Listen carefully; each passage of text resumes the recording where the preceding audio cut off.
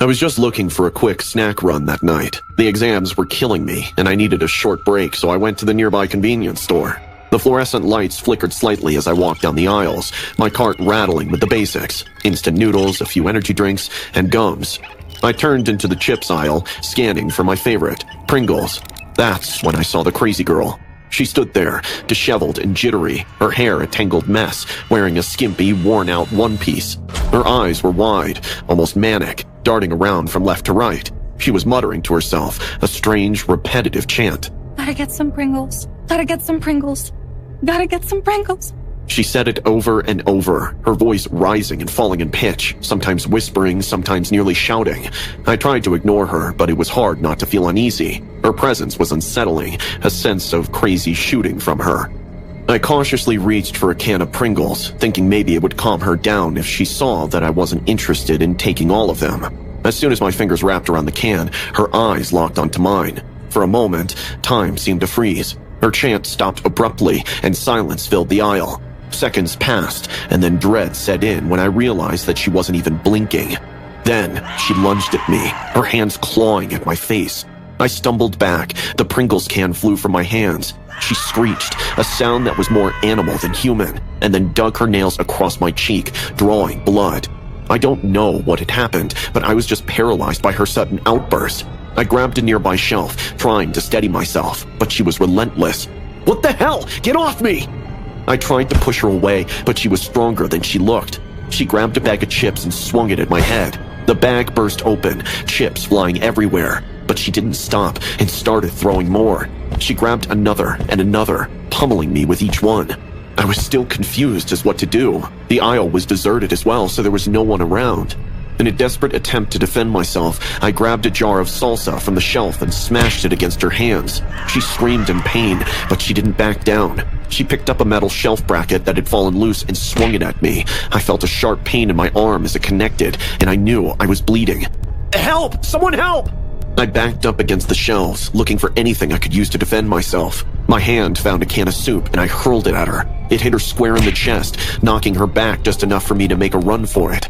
I stumbled down the aisle, my vision blurry, blood dripping from my arm and face. I could hear her behind me, her footsteps erratic, her voice a high-pitched wail.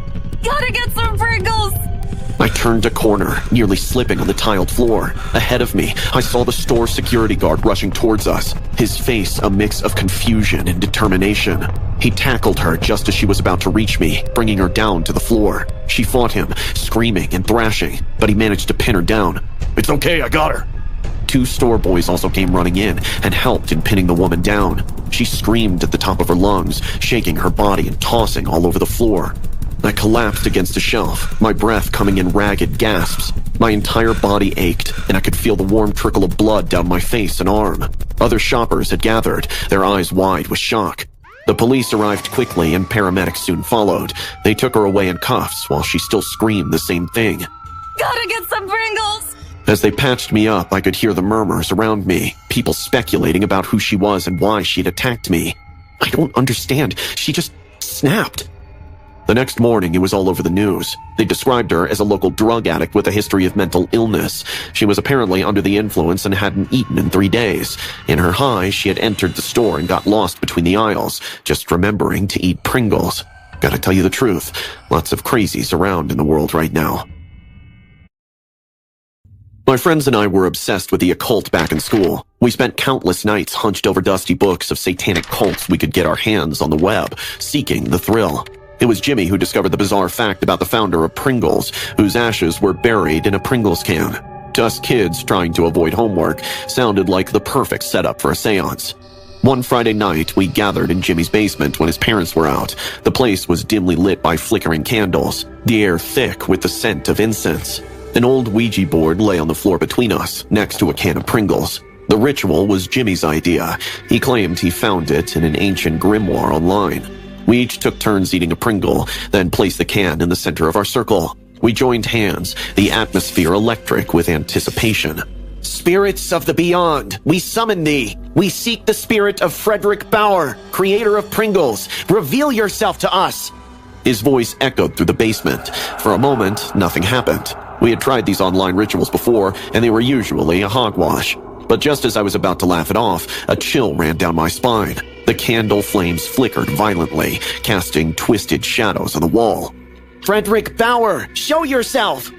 The Ouija board's planchette began to move, spelling out words we couldn't understand.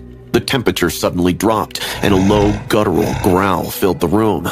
Suddenly, the Pringles can toppled over, rolling towards me as if pushed by an unseen hand. Guys, this doesn't feel right. Before I could finish, the lights went out. The basement was plunged into darkness, the only sound our panicked breathing. Then, the haunting began. The first instance was subtle. We heard whispers, incomprehensible and eerie, echoing through the basement. At first, we thought it was just our imaginations, but when the whispers turned into wailing of a woman, we knew something was horribly wrong. We need to end this now! He tried to close the seance, but the Ouija board wouldn't cooperate. The planchette moved on its own, spelling out no over and over. Suddenly, Jimmy was thrown across the room, his body slamming into the wall with a sickening thud. He groaned, struggling to stand. As we ran for the door, the basement door slammed shut. An invisible force yanked at my hair, pulling me all the way down the stairs, back into the basement. I screamed, clawing at the air, but there was nothing to fight against. Jimmy and Sarah grabbed me, pulling me back, but the force was relentless. My scalp burned as clumps of hair were ripped out. Suddenly, Sarah's arm was twisted at an unnatural angle, bones cracking under the pressure of an unseen grip. She cried out in pain, tears streaming down her face. We watched in horror as dark bruises formed on her skin. We need to get out of here! We scrambled towards the basement door again, but it wouldn't budge.